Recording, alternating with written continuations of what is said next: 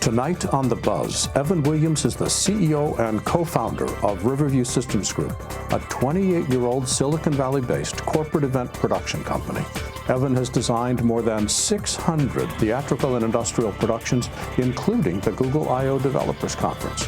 Tonight, he shares his secrets on integrating the latest production technology with a live event. Next, Los Angeles-based filmmaker Ryan Postas works as a cinematographer, an editor, a producer, and a director, frequently with music videos and always with great gear. Tonight, he gives us an in-depth look from a cinematographer's point of view at the new Canon EOS 5DS camera. All this, plus a tech talk from Michael Kamas and a Buzz flashback. The Buzz starts now. Tonight's Digital Production Buzz is brought to you by Otherworld Computing at MacSales.com and by Blackmagic Design at BlackMagicDesign.com.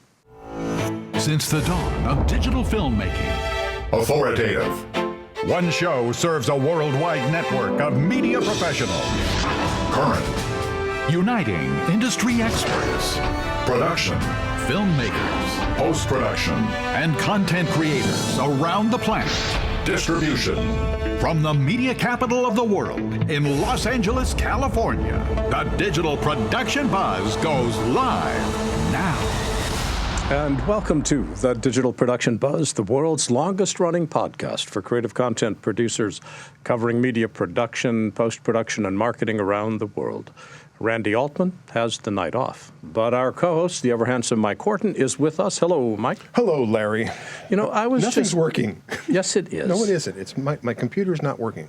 It is now. It's working. Okay. Because you know what? I've been fooling with this computer for the last 30 minutes trying to get the email thing working. I upgraded to El Capitan, and I shouldn't have. No, seriously, I shouldn't have done it, but I did.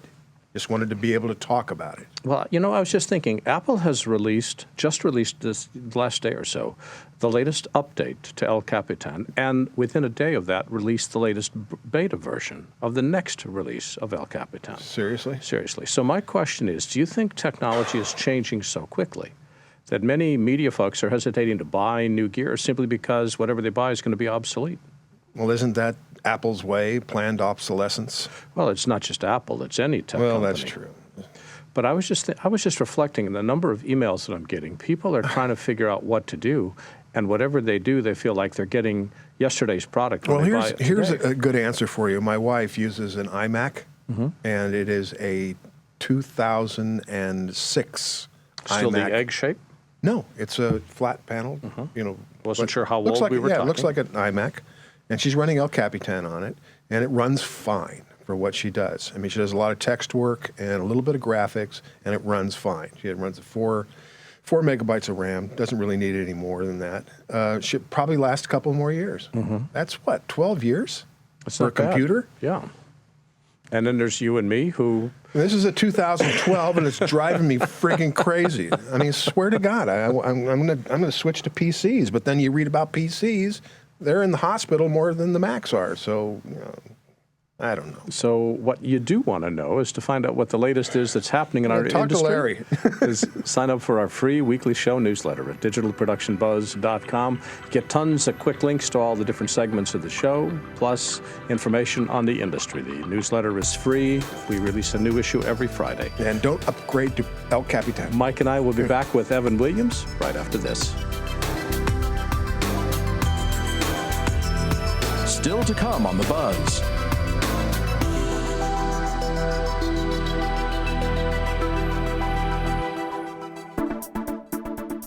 When you're working with media, one thing is essential. Your computer needs peak performance. However, when it comes to upgrading your Mac, there are so many different options to choose from that the process can be confusing. That's why Otherworld Computing carries the best upgrades that lets your computer performance and storage grow as your needs grow. Since 1988, OWC has become one of the most trusted names in quality hardware and comprehensive support to the worldwide computer industry.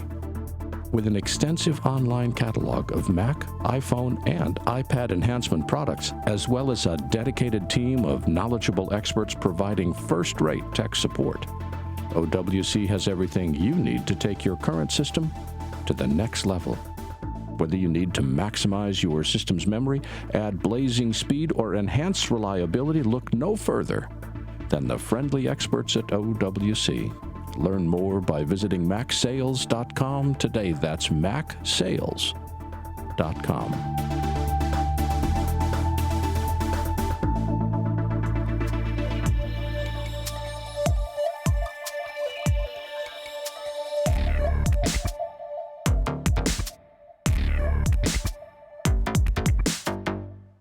Evan Williams is the CEO and co-founder of Riverview Systems Group, Inc., the 28-year-old Silicon Valley-based corporate event production company. Evan holds a master's degree in lighting design and theater technology. In addition, he's a member of IATSE and has held faculty and staff positions at Indiana University and San Jose State University. He has designed over 600 theatrical and industrial productions, though none of them super meets, and for the past 7 years served as the technical producer for the Google I/O Developers Conference. Hello, Evan. Welcome. Thank you very much. You know, just reading your resume, Evan, makes me feel tired. What first got you hooked into production? I'm going to have to blame my family on that. My mom was a scenic artist for Honolulu Opera. And in addition to working for NSA, my father was a director and an actor in TV and theater when I was growing up. So I kind of got sucked in early. Yeah, you didn't stand a chance, did you? No, certainly not. I was looking at your website and your bio and realized that you both teach production and produce events. Which do you enjoy doing the most? Well, you know what? I think I teach my 50-some people, and they teach me every day. I haven't done any formal classroom teaching in a number of years because I frankly just haven't had the time. But live events have been part of my blood since I was in my single digits. So I would have to say live events. Well, the website for your company is riverview.com. That's all one word, Riverview. And if you get a chance to visit their website, you're going to discover some amazing events, one of which is the Google I/O Developer Conference. And I want to spend a little bit of time talking about that because I was watching the open to the 2015 Google I/O Developer Conference, and it featured what looked like about a 200 to 270-degree surround video screen with three-dimensional video animation on the screen. And I suddenly realized this was far more than just a couple guys on stage talking. It had morphed into spectacle and visual effects. Is that the driving force in production today? Well, I would have to say for the most part, it really is. And, we're challenged with doing it for 4,000 people in a room and creating an atmosphere that we can translate to the web as well. Because, you have 3,500 people in the room there, but you have, hundreds of thousands of people watching it. And you need to be able to, via multi-camera setup and so on, take that to people that are watching it on their laptops, on their tablets, on their phones. And whether it's 150 people or 3,500 people, it's not just what's in the room. So you need to try to translate the spectacle, and I appreciate your comment because it looks like we made that work. Yeah. Yeah, I'm still recovering from the shock of looking at that animation, which I'm going to talk about more in a minute. But I was just thinking, you've got a live audience, you're doing live theater, but you also have a worldwide audience tuning in on the web, so you're doing live television, and there's always trade-offs. I mean, talent blocking alone is totally different from theater and television. So which group wins? Well, everybody has to win. At least that's what the end user experience wants to be. That's what we are challenged with every year at I/O. And, of course, you do something like what you just saw, and then we're waiting to find out what next year might bring. Mm-hmm. What you don't see when you're watching the spectacle is that we almost literally have a cable TV station backstage there because there are always 4 live streams leaving the building.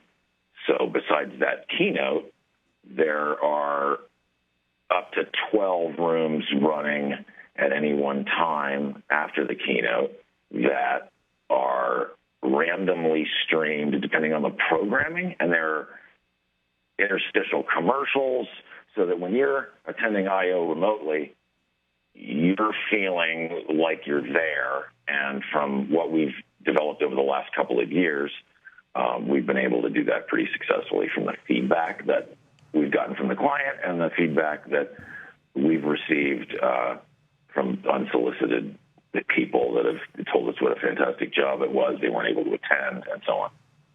How does this work? Do you just get something from the client saying, this is what we want, make it happen? You know what? A lot of times that's true. We do a lot of work for producing organizations as well as doing the soup to nuts production on our own. In this particular case, and we've done this since the inception of the Developers Conference with Google, we work with a company called Group X that's also based in Northern California that I work with really closely for 6 to 8 months before the event to put a fine point on, what it is the client's focus is, and sometimes that's a moving target. Google I/O is typically a program where there are new products or software updates expected, but nobody often knows what exactly those are going to be until late in the game. So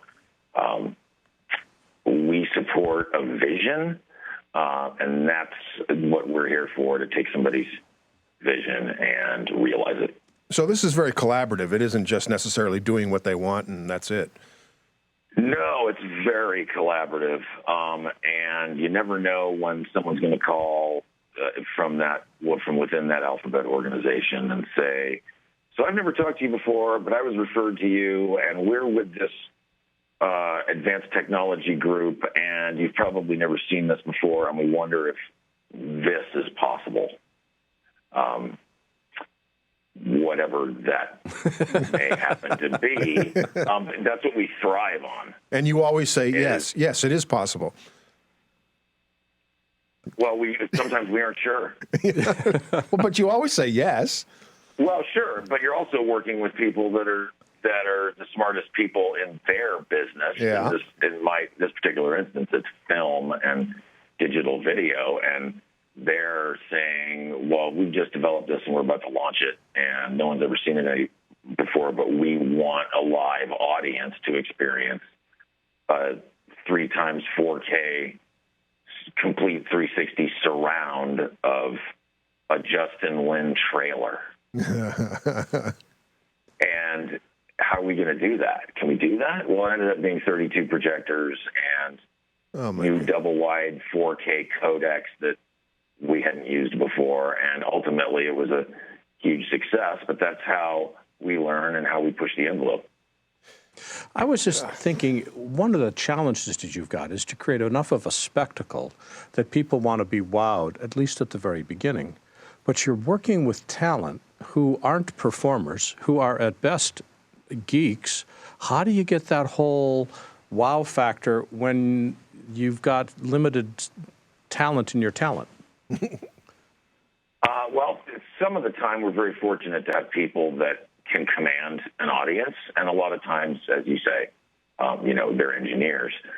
We do a lot of rehearsing, and whether it's this particular program or not, we have done we have quite a large facility, and we've hosted week-long rehearsal sessions with mock-ups of something like you saw when you were reviewing that keynote, so that pre-programming can be done. People can run through scripts, make changes, rehearse their demonstrations, which is a big part of an event like that, to try to take any of the guesswork out of it. And, we're limited with the amount of time. Streaming time is expensive, especially 1080p. And so you don't want to run half an hour over, and you have a schedule to hang on to. So we do our best to coach as much as possible. Has technology changed the stage demos, the stage presentation more, or has technology changed the back end, which is the live streaming? Well, I think that sort of the ubiquity of handheld devices, whether they're tablets or phones, it's a chicken and egg thing. I mean, we wouldn't have the streaming we wouldn't have the devices that we have if we didn't have the efficiency of the streaming. And one thing leads to another, I guess, if you will. One of the most challenging components of that conference is dealing with demo devices. We have been fortunate to have gotten reviews in the past where, people from, whoever it happened, whatever tech website who was attending and reviewing, said things like, well, obviously we can't demo. We've never in the history of that developers conference done anything but live demos, which is very dangerous with new software. But we have as many as 50 live devices in that 2-hour session because you have to account for backups. You have to account for different ways of projecting an image if for some reason, for example, one of the devices locks up.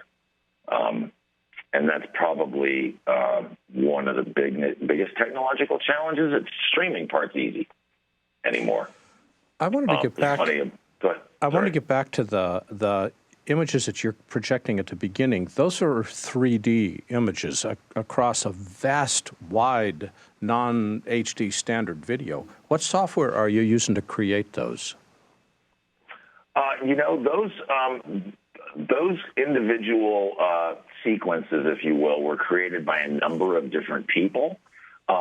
Typically, on the front end, once a space is identified, we will create a pixel map of how many pixels wide by how many pixels tall that whole thing is, and provide typically an After Effects template for the people to create in. In this particular case, it was created at a lower resolution and scaled up for the project, and then that's chopped up into pieces by the playback system to feed 38 or 40 individual stacks of projectors that the system blends together to create that one image. Wow. So your principal development tool or your animation tool is After Effects, or do you use other software? We use a Cinema 4D, which quite a few people use in different industries, which we like a lot, and it's something we've used for a long time. I mean, I can't speak to what a lot of content developers use. Ultimately, they're spit out to us as native files or a set of native files that are simply QuickTime ProRes 422 LT files. In the case of that 3-4K stream thing, that was a north-south, 4 files that were north, south, east, west, each of which were over 10,000 pixels wide and 1080 tall. And we worked with a company in Northern California that developed the hardware and the software to actually ingest that file as one and spit out separate chunks, all in sync. And then we used 4 of those synchro mesh boxes to feed the projectors in the project I was suggesting. So it's all about test files and making sure that you can push that many pixels without the hardware and software choking. It's just a toy store. I'm just listening to all the gear that's necessary to pull this off. 40 It's projectors. just a toy store. What's the redundancy on something like that when you have like 40 projectors? I mean, normally you have what? If you have one projector, you have another one standing by in case one doesn't work. If you have 40 projectors, do you have like 5 standing by in case one of them doesn't work? Well, as we like to say, I won't take credit for this. It's my general manager who is known to say one is none. So if you have a 40 projector blend, or in the case of the surround I was talking about, that was 32, you have what we call a double stack. So you have a redundant backup running all the time. Wow. Holy crap. Wow. Wow. The budgets must be... Technology is such that we have way, way, way less lamp failure and projector confusion than we used to have.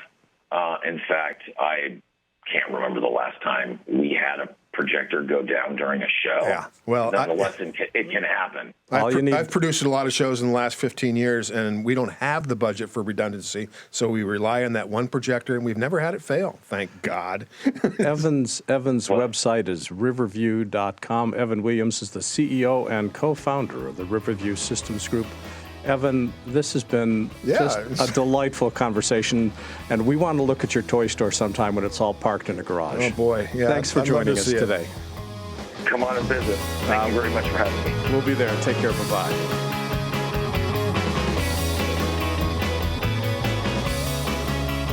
Still to come on The Buzz.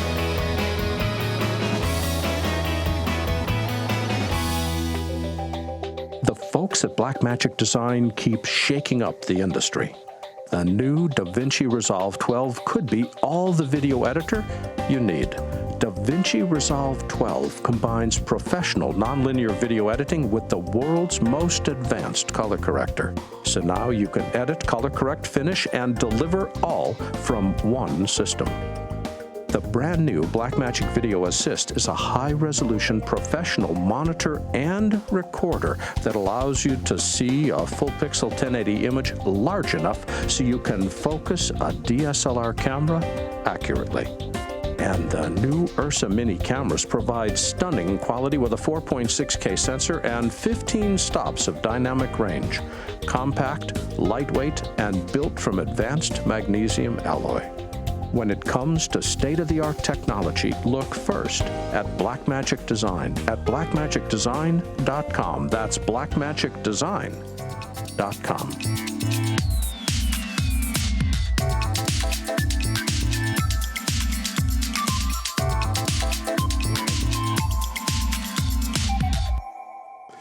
Los Angeles-based filmmaker Ryan Postas considers himself a jack of all trades, as he's a cinematographer, editor, producer, and director. Hello, Ryan. Welcome back. Hey, thank you for having me again. Hi, Ryan. You know, the last time we spoke was in January of this year, and you were up to your eyebrows doing music videos. What have you been working on since? So, big change. I was actually in Switzerland. Oh, nice. Yeah, it was a really intense experience out there working on a sizzle, basically a proof of concept pitch. That's very cool. A proof of concept pitch that you had to go to Switzerland for. Correct. Oh, just give us more than just a one-word answer. Just give us a clue what's going on. What are you proof of concepting? Is it a video or what? It would be a full series for Red Bull Media House. And we were out there spending time with basically the most elite helicopter rescue team in the world at Air Zermatt in the south of Switzerland. Ah, where the Matterhorn is, yeah. Correct, yeah.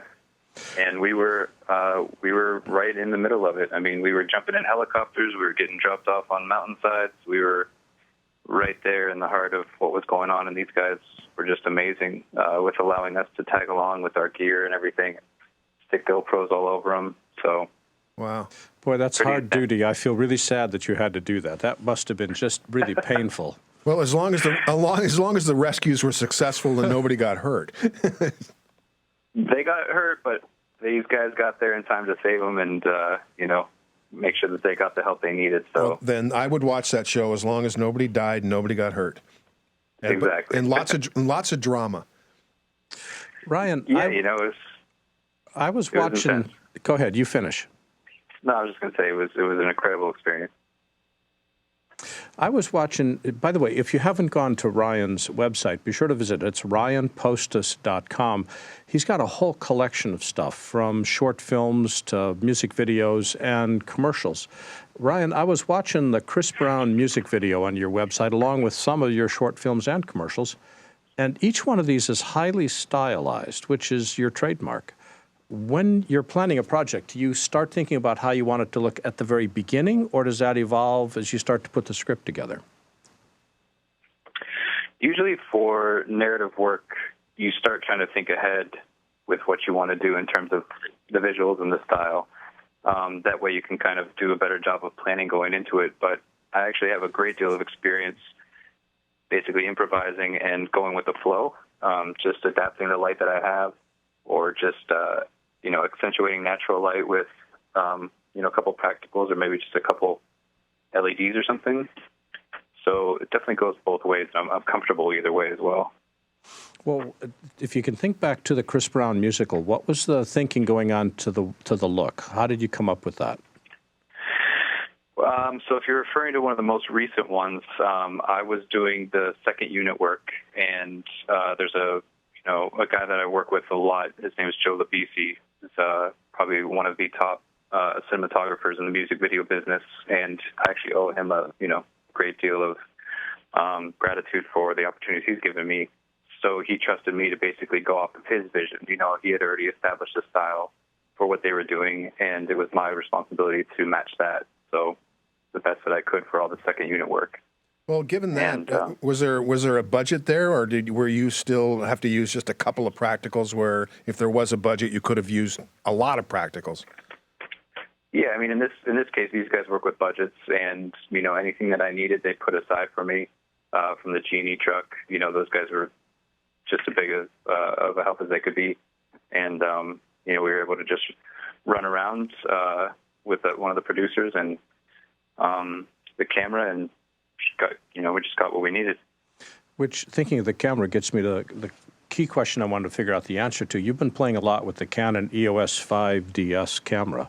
Tell me what it's like, and from a filmmaker's point of view, tell me about the camera. Well, so I'm a member of Canon Professional Services, and the 5DSR is one of the newest cameras that's out, and I've actually been shooting a lot of my still photography with the 5D Mark III, which I love, but I've actually been thinking about jumping up to like a medium format camera. And so the 5DSR has a 51 megapixel sensor, so the resolution on this camera is just incredible. I actually had to send it back to Canon today, unfortunately. And can you say that again? Was that a 50, like 5.0? Yes. Wow. Yes. Holy criminy. What are you doing with all those pixels? Yeah, what do you do with all those pixels? Turn a few of them loose. Making some insanely sharp images. So have you been using the camera just for stills, or been using it for video as well? Just for stills, actually. I do quite a bit of photography. That's how I got my start as a cinematographer. And, the stills, the photography side of my work actually has picked up a great deal of this work. I mean, I think the last time we spoke, I was probably mainly just, using Canons and other cameras just for video. But the still side of my portfolio has really expanded, and I've been getting a lot of work that way. And so that's why I've been thinking of, which camera to upgrade to. Digital cinema cameras are really expensive, and they change so fast that it's just not, for me, not worth it to invest that much money into something that's going to change so quickly. But on the stills end, you can get something that's going to still last you 5 years if it's a 51 megapixel camera or shoots RAW, those types of things. So Canon sent me the camera. I had it for a little bit, and the images that are coming out of this camera are just insane. They just pop right out of the camera. You can tell the difference. Do these, so much so that... Does this shoot 4K, or is it... It does not. The video is high def, but it's higher quality than the 5D Mark III. And it's a full frame. It's a full frame sensor, right? Correct, full frame. Yes. And so the downside is you have to trade off. If you want the high resolution, the high megapixel count, you lose low light sensitivity. Yeah. So this camera actually only goes up to 6400 ISO, that's where it tops out. And so the Mark III has a beat there, kind of by a landslide. But side by side, you can tell the images from the 5DSR just pop, and the Mark III starts to look a little soft and murky, and the color science isn't as good, and the contrast isn't there.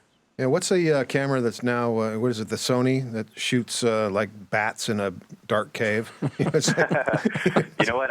I get a lot of guys that ask me about the Sony on Instagram. You know, I have a big Instagram following. And, you know, this one camera that I haven't really had a chance to play around with a lot. And I actually just had somebody volunteer to give me theirs for a little while to play with it. So that might be something I look into next. That's what, the FS7? Is that what it is? Yep. Is that what it is?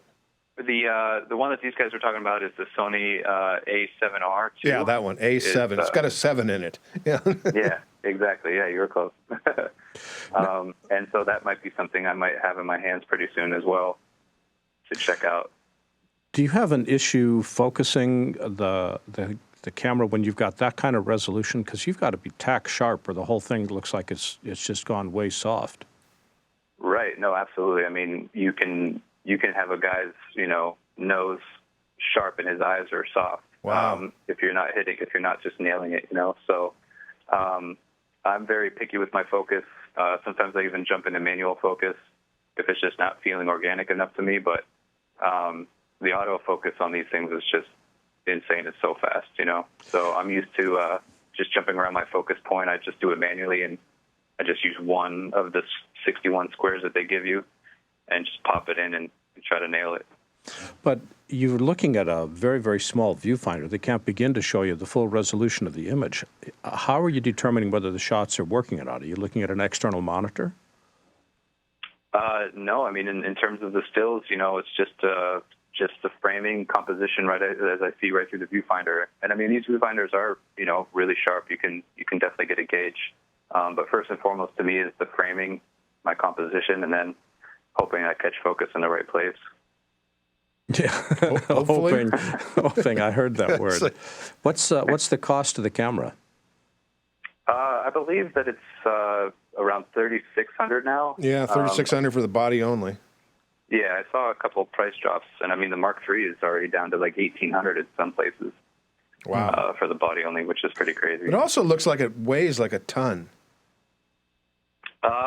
So I didn't notice any weight difference. I do add a battery grip to both cameras when I use them. They felt about the same. The 5DSR feels really great in my hands. I mean, I think it's a metal body as opposed to magnesium, which is what the Mark III is.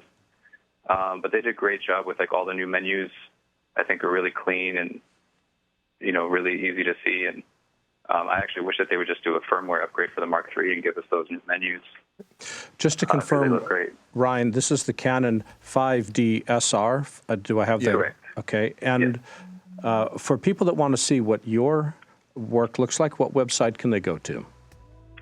RyanPostas.com has all of my work, and then Instagram at Ryan Postas also has a lot of my recent stills. And Ryan Postas himself is the voice you've been listening to. Ryan, thanks for joining us today. It's always a pleasure talking with you. We look forward to having you come back again. Yeah, good luck. Yes, thanks so much. Take care. Bye-bye. Bye. Still to come on The Buzz.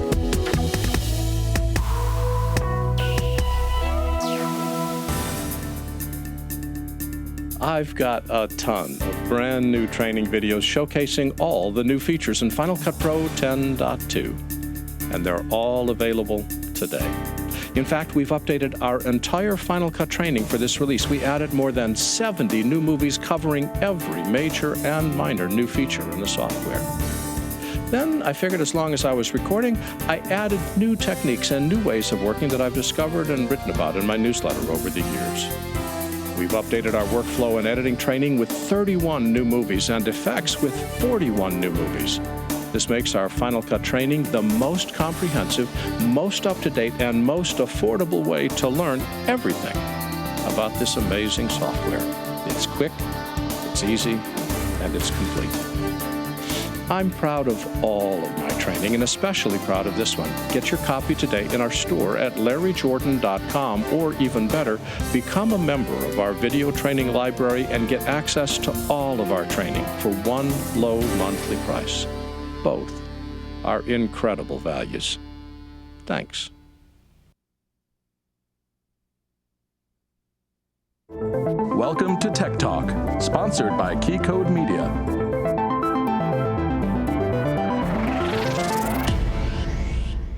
Dealing with camera codecs is routinely problematic, whether it's your computer stuttering on playback or your editing software not understanding the clips. Headaches can, and they certainly will, ensue. Over the past few years, several companies have come out with devices meant to bridge the gap between production and post.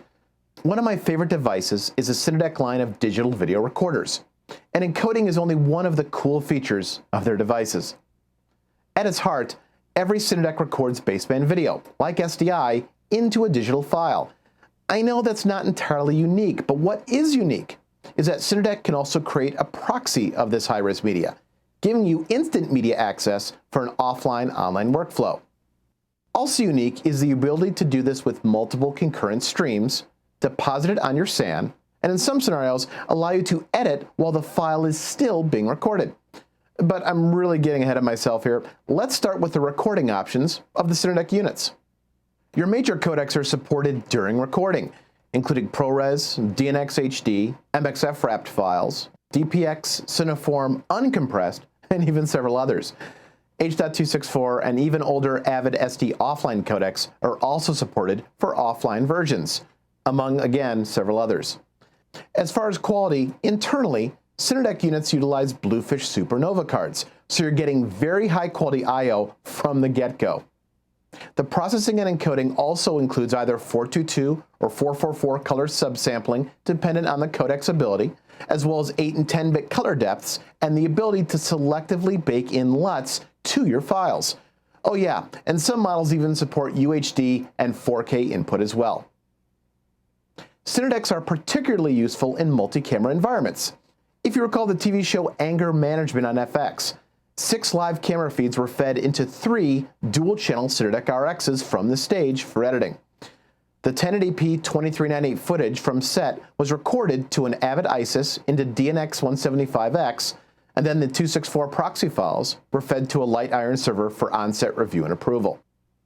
All of the Cinedec models, the RX, MX, and ZX, support 2 to 4 channels of live video and can be jam synced together. This also includes multiple independent channels of audio. So, instead of having multiple Atomos units, Key Pros, or even convergent design recorders, you can have a much smaller number of Cinedec units, which means less chance for error since only one unit is creating all the files. When it comes to more facility-grade features, Cinedec has those too. Cinedec has interplay check-in via web services, so folks in an Avid environment can quickly access the media and begin cutting. However, more interesting to me is the new insert editing function. Those of you who have worked with tape know how convenient it was to simply replace a shot or a graphic by doing a digital cut to tape, as opposed to laying off the entire project again. Cinedec has brought this linear feature to the digital world, so you can do an insert edit into an existing QuickTime or MXF wrapped file. Yes, you heard me right. You can simply replace a section of the video into an already rendered and outputted file. Here we have the MX model by Cinedec. As you can see, here's the touchscreen, multiple hard controls, a jog shuttle wheel, as well as multiple card readers on the chassis. Speaking of tape, several models of Cinedec have a touchscreen and hard buttons on the front, so those of us with experience working with tape machines can easily adjust to the interface. The touchscreen is very responsive, which is good, as the more inputs you have going at one time, the smaller the text gets. Not to fear, however, you can always hook up a keyboard and mouse for finer control. The main interface screen gives the user a summary of all the video inputs, plus preview screens. I can go into the setup of each input to further burrow into the controls.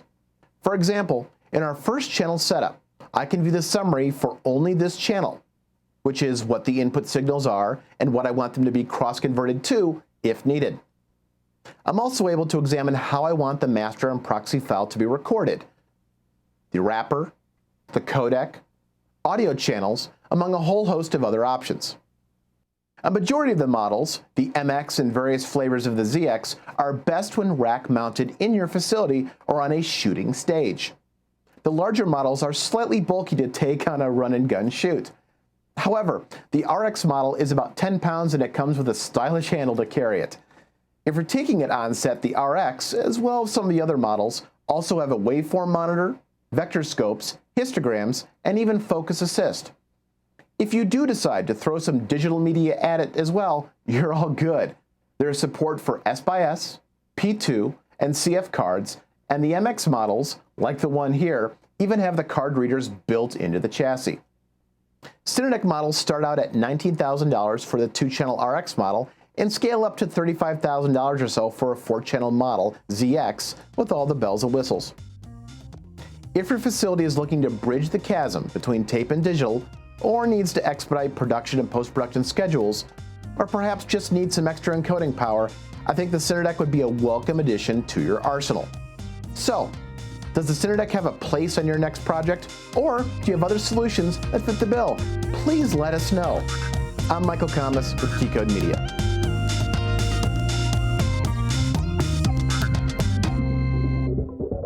It's time for a BuZZ flashback, 5 years ago today.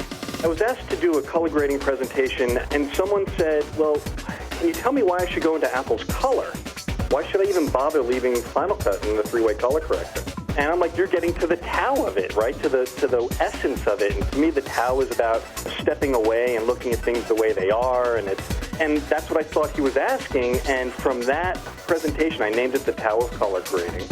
This was a BuZZ flashback.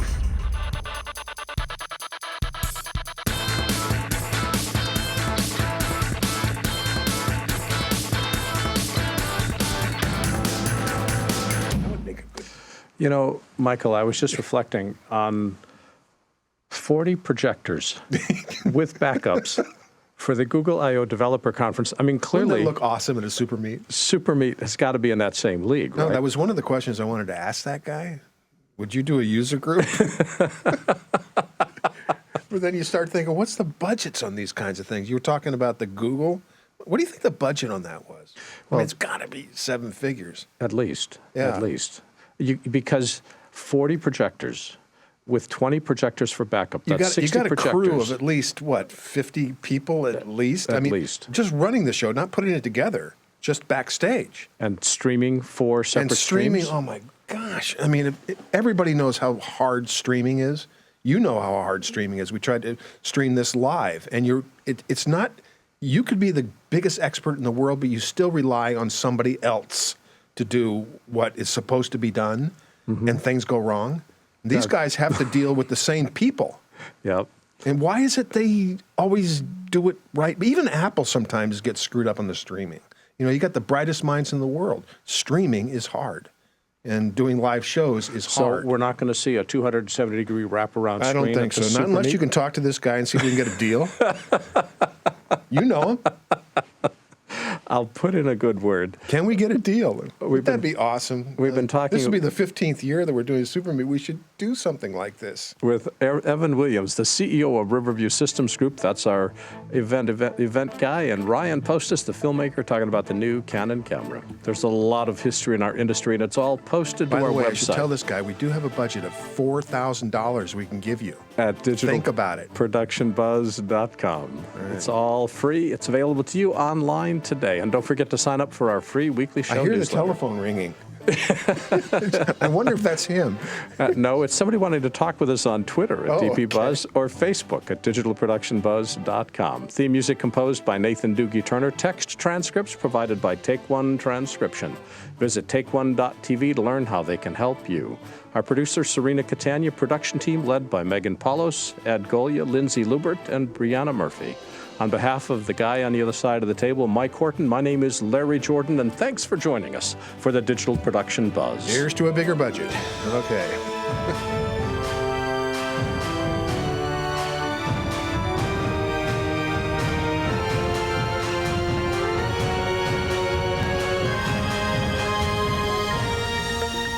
The Digital Production Buzz was brought to you by Otherworld Computing, providing quality hardware solutions and extensive technical support to the worldwide computer industry since 1988. And by Blackmagic Design, creating revolutionary solutions for film, post-production, and television. If you'd like to see more videos like this one, please subscribe to our YouTube channel. To stay connected and receive updates from the BuZZ, sign up for our free weekly newsletter now. Or you can learn more about us on our website. And thanks for watching the Digital Production BuZZ.